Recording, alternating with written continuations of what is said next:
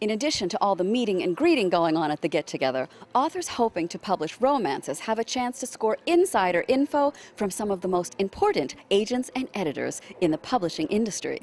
My role takes on many different facets depending on the client, but my primary concern is finding a good publishing home for the client and putting the right client with the right editor so that there's the enthusiasm to push the project forward. I'm also a good motivator and champion enthusiast to keep the clients going when the times are a little bit slow or dark.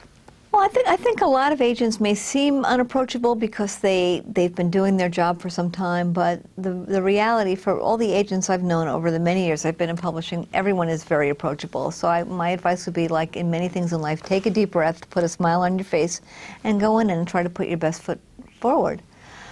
For especially an unpublished writer, you know, what sells me most often is their enthusiasm for their work, that they're excited about what they've done, that they've brought that life maybe into their work. So if they can control their nerves to the extent that they can express some of that enthusiasm, I'm going to be more wowed and excited too. A person approaching an agent for the first time should not burst into tears, which is something that has happened at a number of sessions, whether with myself or with other people. I think a hard thing to watch someone do is to watch them shakily take out their cards and read their pitch. If they don't know their book well enough that they can't sort of say what that book is about in a couple of sentences, there's someone that has some big anxiety issues. When you're meeting an agent for the first time, you're the boss, really. You have questions for them. So maybe if mentally you put yourself in the driver's seat, you would be a little bit less anxious. I would say no 2 days are ever exactly alike. During the day, we are meeting in-house with all our departments, talking about cover art, talking about back cover copy, talking on the phone to our authors about their wonderful books and how to make them even better and what to change, what to keep, how terrific they are, answering emails, talking to agents, taking agents to lunch, convincing them to sell books to us.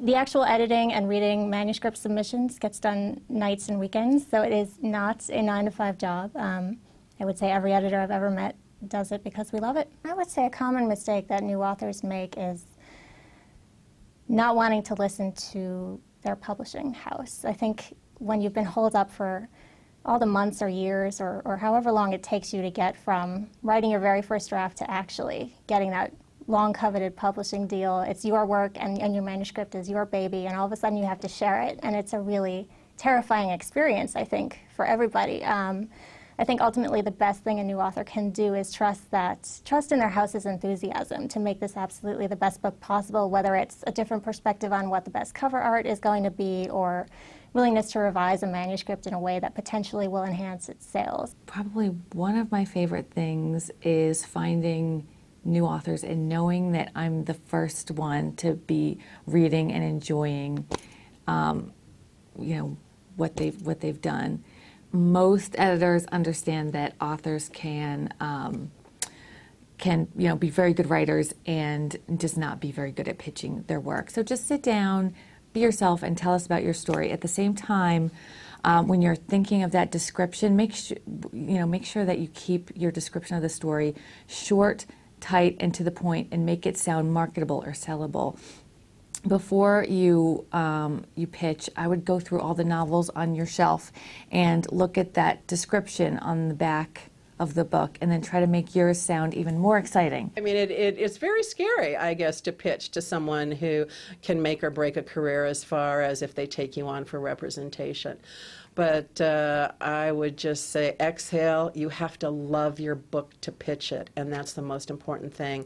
I can tell if an author is excited about her hero or her heroine or her setting. Lots of times it's in the tone, the voice. It's how fast they pace their stories.